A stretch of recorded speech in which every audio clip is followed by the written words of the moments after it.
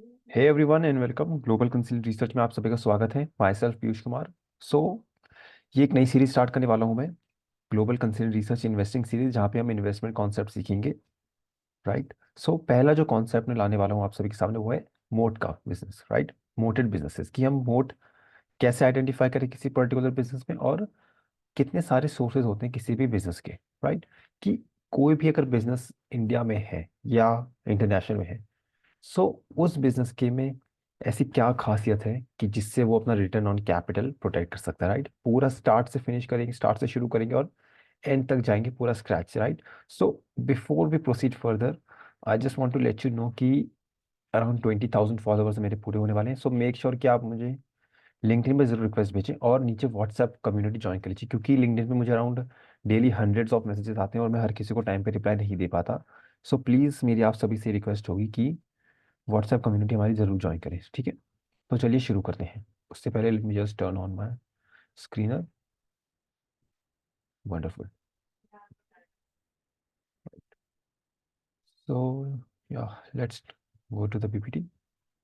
So before investing, right, if you want to invest your own money or you want to become a professional fund manager, you need to ask yourself कि what to look for in a business before investing, कि invest करने से पहले what exactly do I need to look for in a business, कि if I'm investing in a particular company today, so what are the factors? What are the factors that are going to return the return that I'm going to earn from it, right? So before investing, these are some crucial questions that you need to ask कि भाई actual में पैसा बनेगा कैसे, कि क्या ऐसे खास बात है, what are the special things that can help me make the money, what are the special something, you need to identify that, right? Any company whose earnings are growing consistently or more important are likely to grow consistently has something unique about it, right?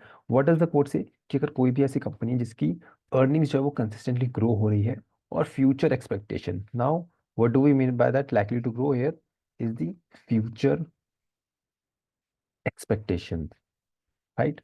कि what are the future expectations of the earnings growth in a particular company, and that company has something unique about it. वो क्या unique है वो आज हम समझेंगे, right? The competition can reach these earnings record too, right? And fat earning records are an invitation to some and sample the cream. Invitation to some, this is something called attracting the competition. Attracting the competition. Now if any company is earning a great return on capital employed, वो मैं आगे समझाऊंगा कि आपको क्या होता है. So a company that has something unique about it has something the competition cannot touch onto right away. कि कोई भी ऐसी चीज जो कंपटीशन इतनी आसानी से भेद नहीं पाता, उसको हम बोलते हैं आपका मोट। इवन तो यहाँ पे बहुत ही इनडायरेक्ट में बात की करी हुई है एडम स्मिथ ने, लेकिन this is the exact phenomena, right? Whatever it is that is unique is a glass wall around those profit margin की। प्रॉफिट मार्जिन को प्रोटेक्ट करने के लिए there is a wall that protects the particular business, right? उसी को समझेंगे।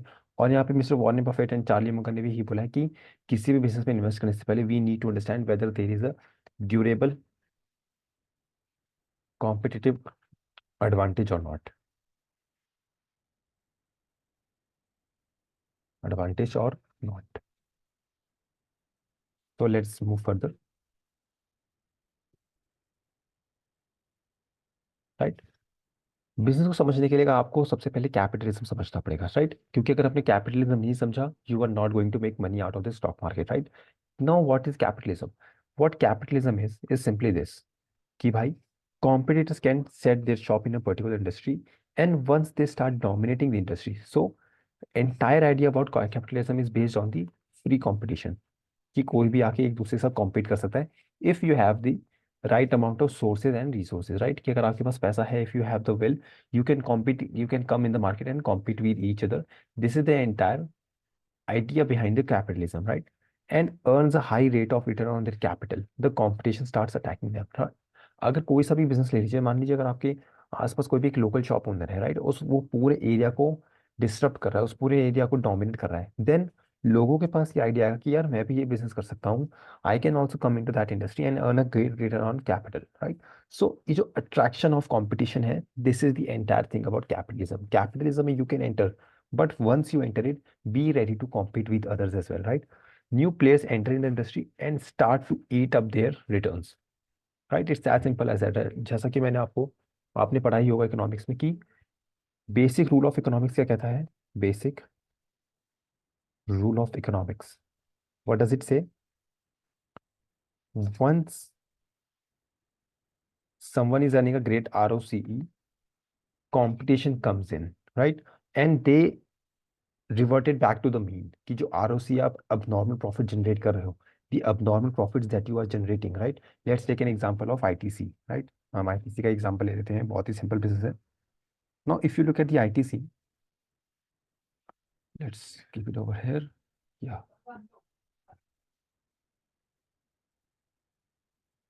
Now if you look at it, ROE इनका ROC इनका 39% है. इट मीन्स कि अगर आपने 100 रुपए का कैपिटल लगाया है, हर साल आईटी से आपको 39 रुपीज पे कर रही है, राइट? सो जो 39% का आपका return on capital employed generate हो रहा है, और जो cost of capital somewhere around 12 से 15% होगा, इससे ज़्यादा क्या होगा, राइट? 12 to 15% का आपका कॉस्ट ऑफ कैपिटल है. सो जो 24% का अब नॉर्मल प्रॉफिट है, this will attract competition, right? लेकिन आईटीसी केस में आप आईटीसी का कॉम्पिटिशन भेज नहीं पाओगे. You can not dethrone ITC from its dominant position. Why? वो हम आगे जानेंगे कि आईटीसी में से क्या क्या मोटे हैं. Once again a standard disclaimer कि we are not SEBI registered yet. कोई भी कंपनी का नाम अगर मैं लूंगा, it it is not a recommendation or to buy or sell. It is only for educational purposes, ठीक है? सो आईटीसी का आरओई 39%, आरओसी 39% है, आरओई 29% है.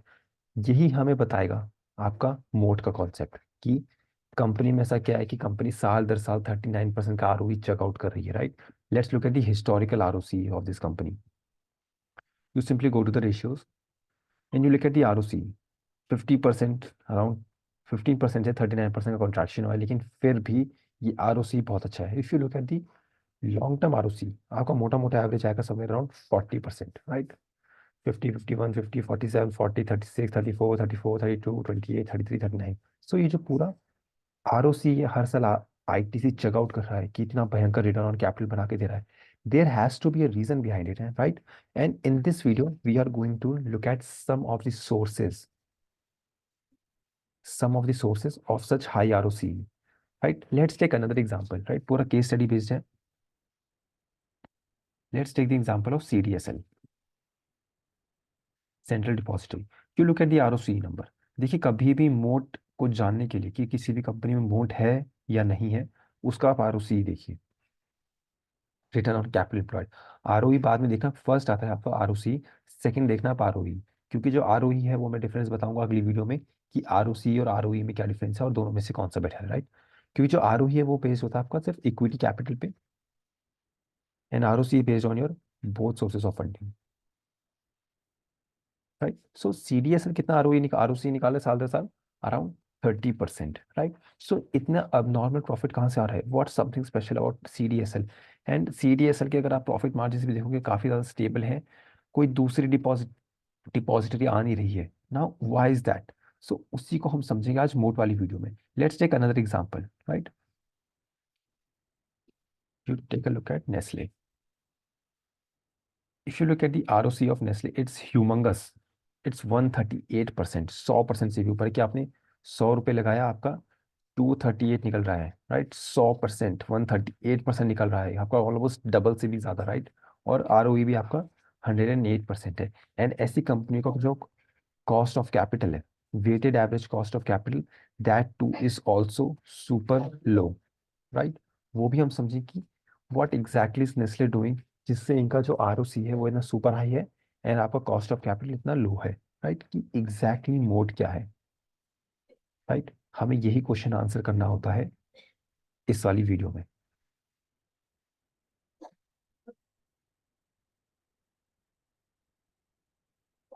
All right, let's go to the PPT focus.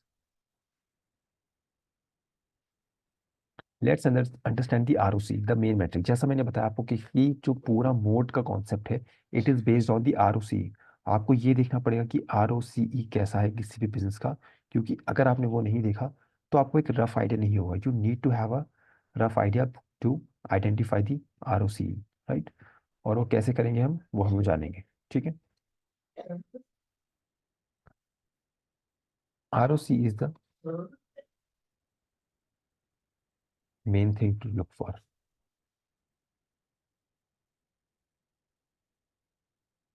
Right? Any business requires funding to start its operation, right? कि बिना funding के आप business नहीं कर सकते, that is the fact, right? And those funds can only come from two places, कहाँ कहाँ से? इक्विटी से आ सकता है, डेट से आ सकता है, राइट? और ये पूरा मैंने अपनी इक्विटी रिसर्च प्लेलिस्ट में बता रखा है कि ये सब क्या चीजें हैं, राइट?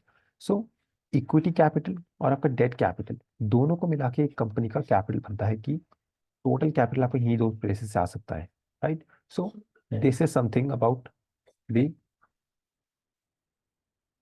या सो ये जो दो सोर्सेज ऑफ फंडिंग है, ये पूरा आपका टोटल कैपिटल बनाते हैं किसी भी बिजनेस के लिए, राइट? कि अगर या तो इक्विटी से लाओगे पैसा आप, राइट, या तो आप डेट से लाओगे, इन दोनों को मिला के आपका कैपिटल बनेगा, राइट?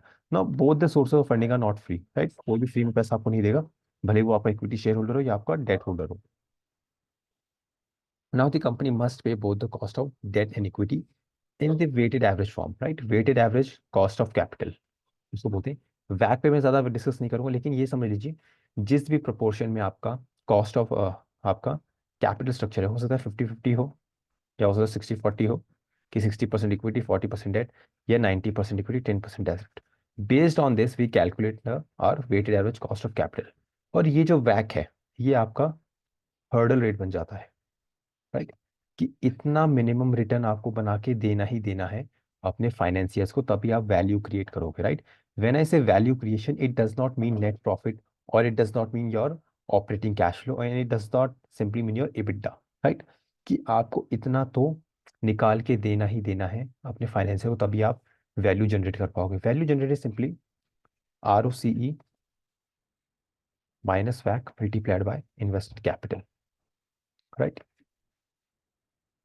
ये जो पूरी वैल्यू जनरेट हो रही है आपकी, कि आपका रिटर्न कितना बन रहा है, उसमें से आपने फाइनेंसियल को कितना दिया, जो डिफरेंस है आपका परसेंटेज टर्म्स में, उसको मल्टीप्लाई करते हैं हम actual amount invested in the business, और इसको बोलते हैं हम इकोनॉमिक प्रॉफिट, राइट? सो ये जो इकोनॉमिक प्रॉफिट है, ये आपका real source of value creation होता है किसी भी बिजनेस मैन के लिए। कि एक बिजनेसमैन वैल्यू कब बनाता है? जब वो शेयर होल्डर्स को खुश कर पाए, और वो शेयर होल्डर्स को खुश कर पाएगा जब वो weighted average cost of capital से ज्यादा return on capital employed generate करेगा, right? So this is the basics of ROCE। हमने देखा कि कहाँ कहाँ से सोर्स ऑफ कैपिटल आते हैं। अब हम देखेंगे कि ROCE कैलकुलेट कैसे करते हैं, राइट? जस्ट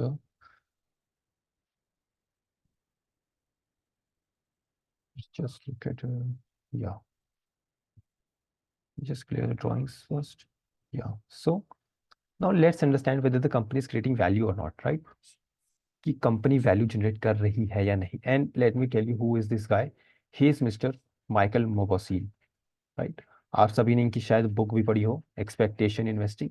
लेकिन apart from writing books and apart from doing the courses and all, mister Mauboussin writes great papers as well, and I have compiled a list of papers. अगर वो list of papers आपको चाहिए, उसमें mode के ऊपर है, ROC के ऊपर है, काफ़ी सारे पेपर्स हैं, एकेडमिक रिसर्च, ये बहुत अच्छे रिसर्चर है।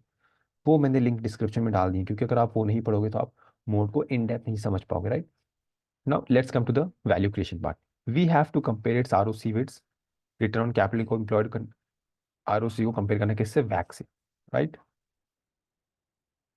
जैसा मैंने पिछले स्लाइड बताया था, value creation is simply ROC minus वैक multiplied by invested capital. This is the concept of economic profit, कि इकोनॉमिक प्रॉफिट जनरेट हो रहा है नहीं हो रहा, राइट? सो एक कंपनी कब इकोनॉमिक प्रॉफिट जनरेट करेगी? सिर्फ दो ही चीजें हैं, क्योंकि देखिए कैपिटल तो इन्वेस्ट करना ही पड़ेगा ना आपको। जस्ट अ सेकेंड, इसको यहाँ पे कर देते हैं, या वंडरफुल। नाउ देखिए, आपको इन्वेस्टमेंट तो करनी ही पड़ेगी, इस बात से सभी एग्री करते हैं। एंड वन सेकेंड फोक्स, अगर आपको पसंद आ रहा है नीचे कमेंट कर देना कि you are liking the session, और मैं और भी ऐसे सेशन लाता रहूँगा, राइट? सो इन्वेस्टेड कैपिटल आपको जरूरी है। वैक देखिए, या तो एक कंपनी अपना कॉस्ट ऑफ कैपिटल नीचे कर देगी, राइट? कि किसी तरह फाइनेंसियर से हमने नेगोशिएट करके कॉस्ट ऑफ कैपिटल हम नीचे ले आए। या तो दूसरा तरीका है, ROC को हम इतना बढ़ा दें कि वैक कांस्टेंट रहेगा, और ROC इतना बढ़ेगा कि दोनों का जो स्प्रेड है, the spread between ROC and वैक, it maximizes because the ROC is now higher than usual. So ये ROC कैसे हाई होता है, how a company generates high return on capital employed, this is the exact thing about the moat. मैं बहुत ज़्यादा repetitive हो रहा हूँ, मुझे पता है, लेकिन ये चीज़ समझना ज़रूरी है कि मोट का आप पहचाने कैसे। सबसे पहले आपको ROCE ही देखना है कि भाई कंपनी में मोट है या नहीं है, right. Let me just tell you another story. एक स्टॉक का नाम देखते हैं, उसके बाद हम आगे बढ़ते हैं, राइट, क्योंकि हमारा जो पूरा सेशन है वो प्रैक्टिकल बेस्ड है and not just theory based. यहाँ पे देखिए आप, टेक्स मैको रेल इंजीनियरिंग, इनका ROCE कितना है? If you look at the ROCE number of this company, it's 6%। ROE कितना है? ROE तो और भी बोला है, 1.47%। नाउ अब मैं आपको एक और चीज़ दिखाता हूँ कि इंडिया का रिस्क फ्री रेट कितना है। रिस्क फ्री रेट जानने के लिए क्या करना है आपको? कुछ नहीं करना, आपको सिंपल से command T, just a second,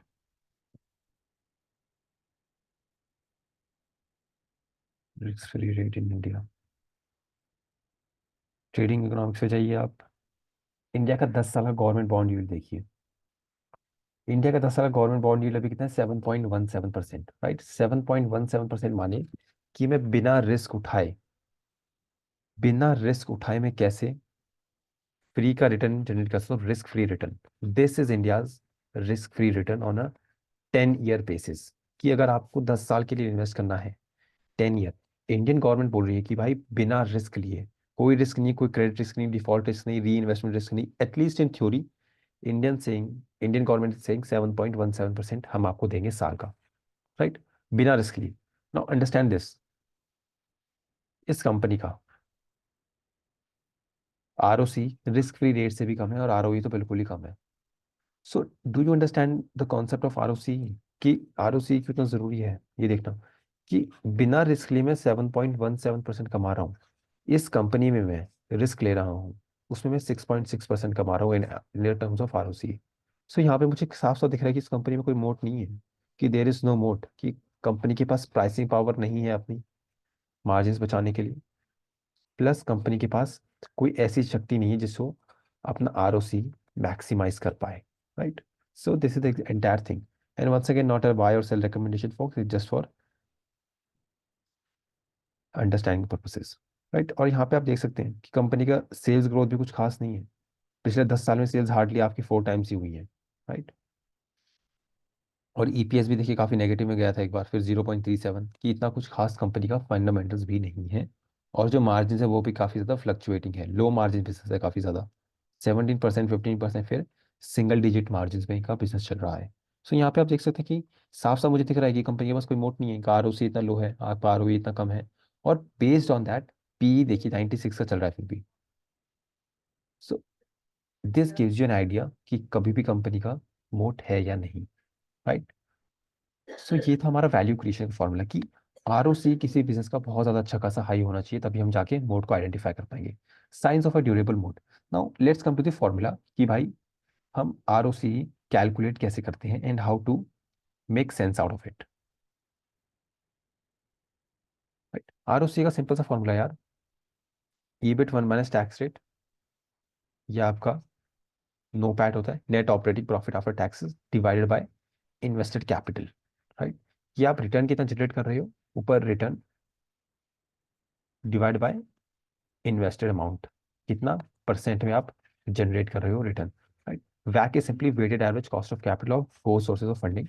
now as I said कि ROC should be higher than the वैक। ना तो question arises, why the ROC so damn high, कि नेस्ले ऐसा क्या कर रहा है कि 138% है, ITC ऐसा क्या कर रहा है कि 30% ROC निकाल रहा है, CDSL ऐसा क्या कर रहा है कि कोई दूसरा कॉम्पिटिटर आ नहीं रहा और 30% चकआउट ROC चकआउट करे जा रहा है साल दर साल। सो अब हम उसी को समझेंगे, right.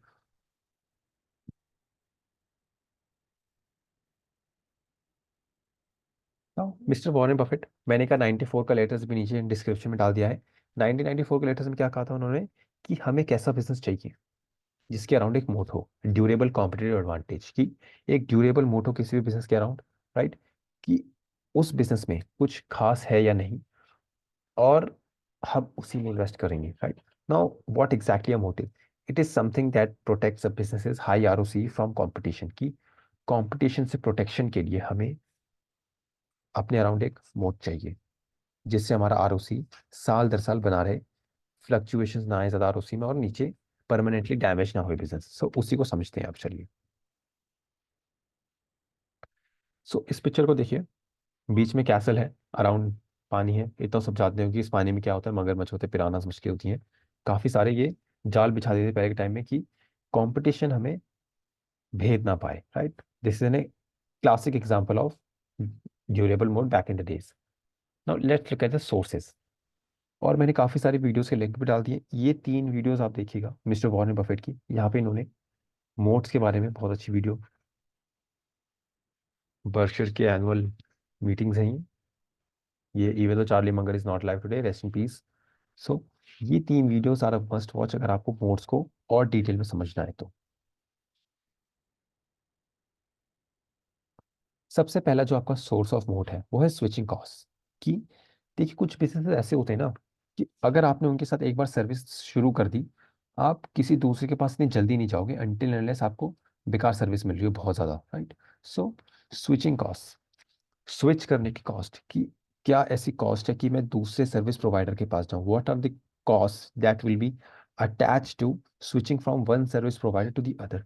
A classic example is SIM cards. कि भाई, if you are using the Jio SIM card and we all know कि भाई नेट तो सभी का सेम ही चलता है, इतना कोई स्पीड में डिफरेंसेस है नहीं। So usually people keep the same number over over long decades. मैं बहुत सारे लोग जानता हूँ जो 10-10 साल तक अपना नंबर चेंज नहीं करते, राइट। क्योंकि switching cost are so high. Monetary cost नहीं है ये, these are not monetary cost, these are not monetary cost, because when they start using a particular service provider, the switching cost associated with changing a SIM is super high। क्यों? क्योंकि देखिए, जब आप SIM card change करते हो आपका number change हो जाएगा, सभी को आपको नंबर अपना वापस देना पड़ेगा, right. So this is the thing about switching cost कि अगर आपने एक बार कस्टमर को ऑनबोर्ड कर लिया, there are certain businesses that require a lot of switching cost from changing one service provider from the other. The customer usually sticks to them, right? This customer stickiness acts as a moat।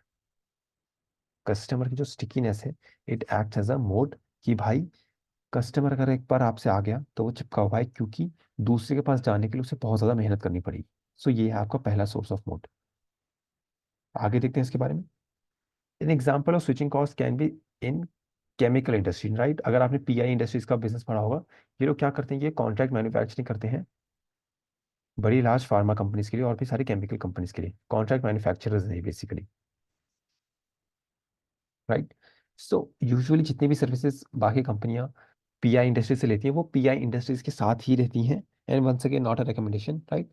Because big chemical companies prefer certain companies for their contract manufacturers and this creates a switching cost for them. क्योंकि सारा formulation वगैरह pi industries के पास होता है। जो pi के clients हैं वो किसी दूसरे के पास नहीं भागेंगे, they will stick only to the PI Industries, क्योंकि उन्हीं के पास सारा फॉर्मुलेशन है, उन्हीं के पास सारा नो हाउ है। सो it creates a switching cost mode for pi industries, right.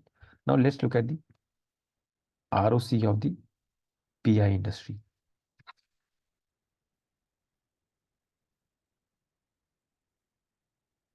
यहाँ पे आप देख सकते हैं, जैसा मैंने बताया था, 21% का ROC चेकआउट कर रही है, और ROE जो तो 18.5% का, राइट। सो साल दर साल कहाँ से आ रहा है ये? स्विचिंग कॉस्ट से एक इनका टाइप ऑफ मोड है। Once again not a recommendation. Learning cost, right. अगर आप में से कोई ग्राफिक डिजाइनर है तो उसको एक चीज़ पता होगी कि अगर आप अडोबी के सॉफ्टवेयर एक बार यूज करना स्टार्ट कर दो तो you stick with Adobe alone, right. आप हर दूसरे तीसरे दिन एक नया सॉफ्टवेयर यूज नहीं करोगे, राइट। एक्सेल के साथ भी ऐसा ही है, राइट। अभी भी 90% लोग एक्सेल यूज करते हैं, कोई गूगल शीट्स वगैरह यूज नहीं कर रहा है, right. So learning cost are also something that needs to be considered.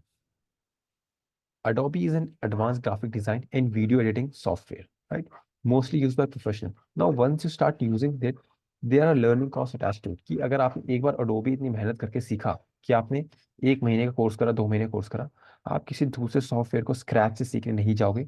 You will only use Adobe and you will only pay to the company for their software. So this is a example of switching cost. यहाँ पे learning cost भी आ जाता है आपका। Bloomberg terminal, investment company setup कर रहे हो, आपको डेटा चाहिए बहुत सारा। So Bloomberg democratize the industry, कि सारा डेटा आपको ब्लूमबर्ग से मिलेगा, और एक बार जब आपने ब्लूमबर्ग सेटअप कर लिया अपने ऑफिस में, वही आप यूज करोगे, किसी दूसरे सर्विस प्रोवाइडर के पास आप नहीं जाओगे। सो this was everything about this switching cost. किसी भी बिजनेस को कैसे समझे कि भाई स्विचिंग कॉस्ट है या नहीं, वो है कंपनी डॉक्यूमेंट्स पढ़ के, इक्विटी रिसर्च करके। इक्विटी रिसर्च कहाँ से सीखनी है? मेरे प्लेलिस्ट से सीखनी है फ्री में। Now comes the network effect, right. PPT से पढ़ने से पहले मैं सिंपल से बोलूंगा यार, हम लोग व्हाट्सएप यूज कर रहे हैं, राइट, लिंक्डइन यूज कर रहे हैं, और आप ये वीडियो यूट्यूब पे देख रहे हो। ये तीनों app are a prime example of network effects. Network effects are created when a business creates a platform where a certain customers interact.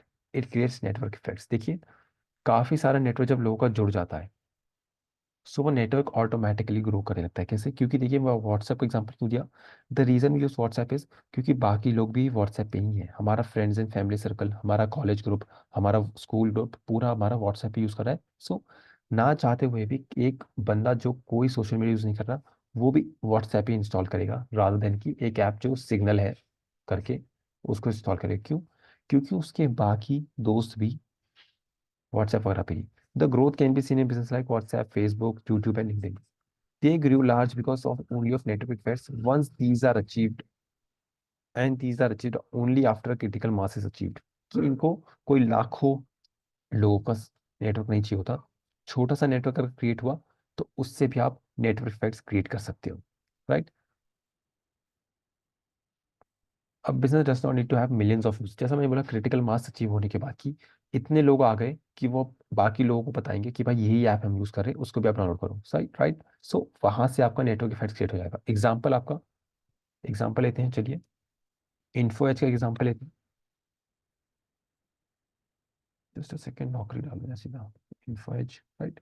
Even though इस कंपनी का आरओसी इतना हाई नहीं है, यू कैन लुक एट 2.76%, 1.64%, इस company fundamental ठीक नहीं है, लेकिन फिर भी आई कैन से कि it has a mode around it, it's called network effects. लेकिन ये नेटवर्क इफेक्ट्स आपका इतना फंडामेंटली स्ट्रॉन्ग बिजनेस नहीं बना पाए फिर भी, right. This is a classic example of a failing moat, right.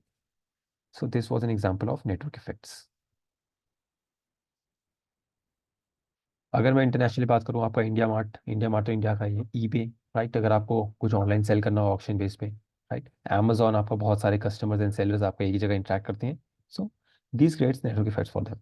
Low cost, जैसा कि बहुत ही सिंपल है इसको समझना तो यार, इसके लिए तो कोई एग्जाम्पल भी देने की जरूरत नहीं है कि कोई भी चीज़, अगर कंपनी बी, अगर कंपनी ये 30% ग्रॉस मार्जिन कमा रही है और कंपनी भी 50% ग्रॉस मार्जिन कमा रही है, राइट, कि कंपनी ए जो है वो 70% ले रही है to produce the same thing, and company B is requiring only 50%, इस कंपनी के मार्जिन ज़्यादा अच्छे हैं क्योंकि ये कंपनी एक लो कॉस्ट प्रोड्यूसर है।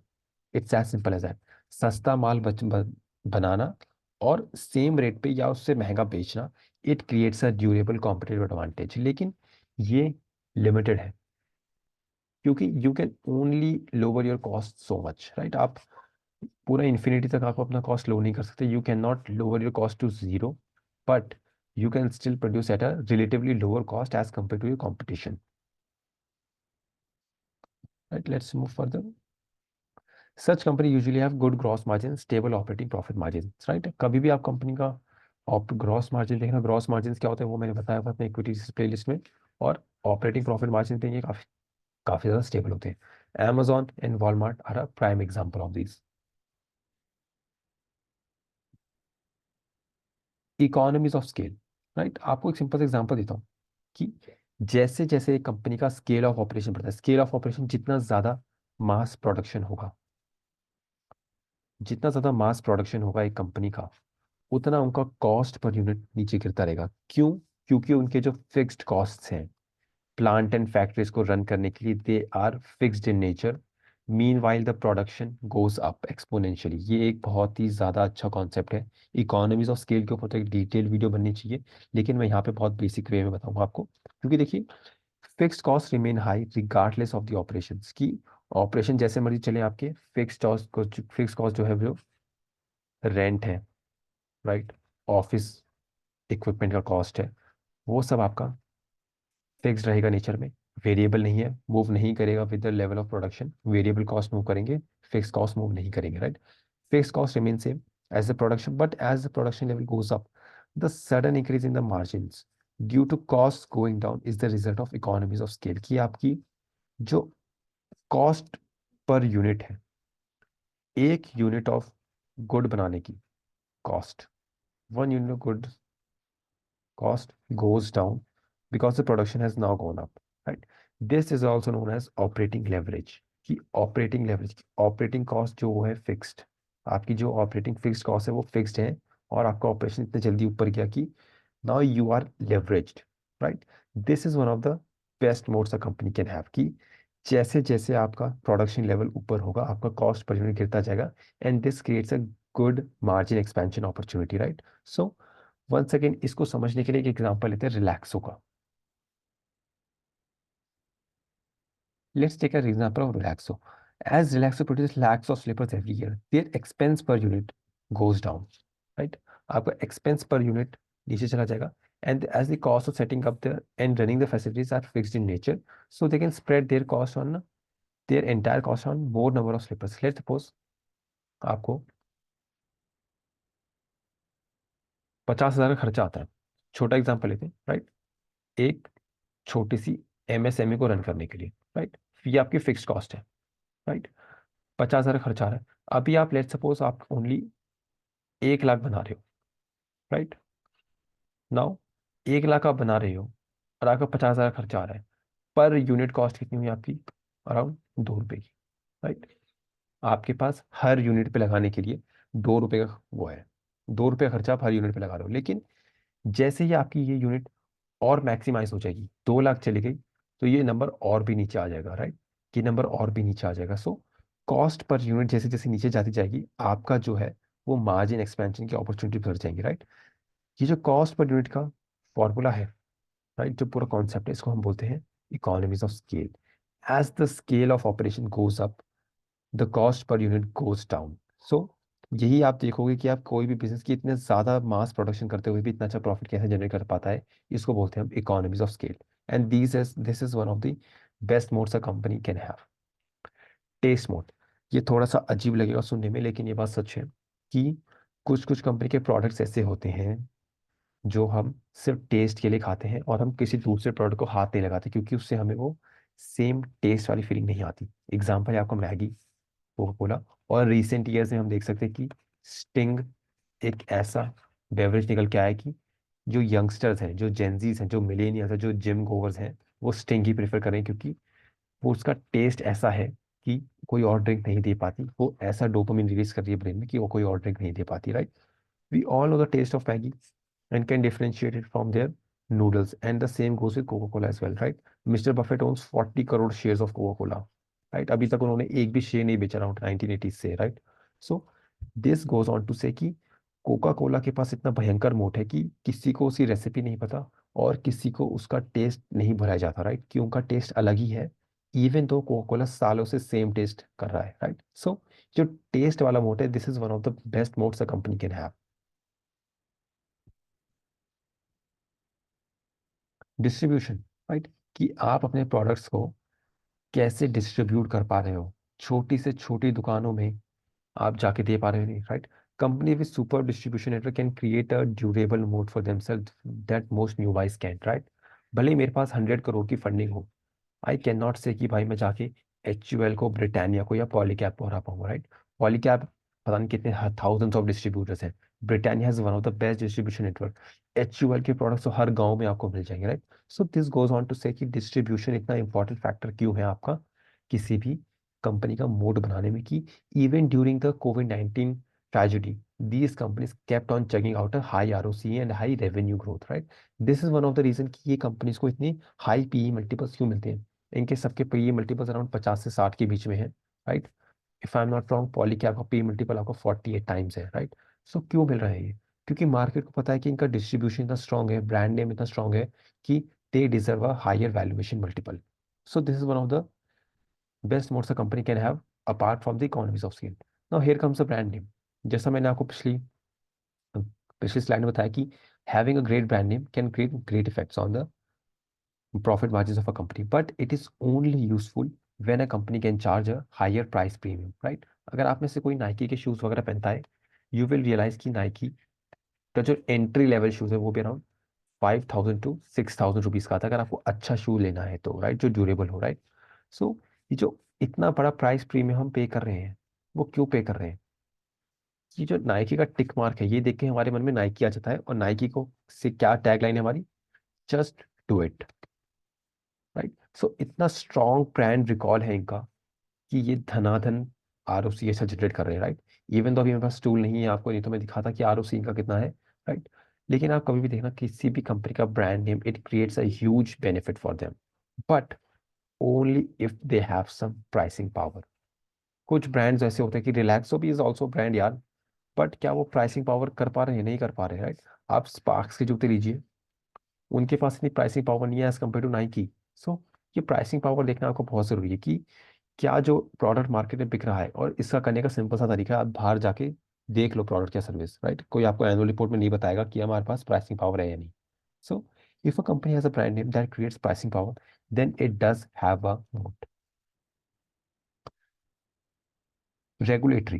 राइट। जैसा मैंने सीडीएसएल केस में बताया कि भाई ऐसा क्या कर रही है कंपनी की दूसरा बंदा नहीं आ रहा, वो है रेगुलेशन। सिंपल से आपको, अगर आपको एक डिपॉजिटरी, राइट, जहाँ पे हमारे डीमैट खुलते हैं, राइट, जहाँ पे हमारे शेयर स्टोर होते हैं, अगर आपको एक डिपॉजिटरी खोलनी है, आपको मिनिमम टू मिनिमम 200 करोड़ की इन्वेस्टमेंट चाहिए।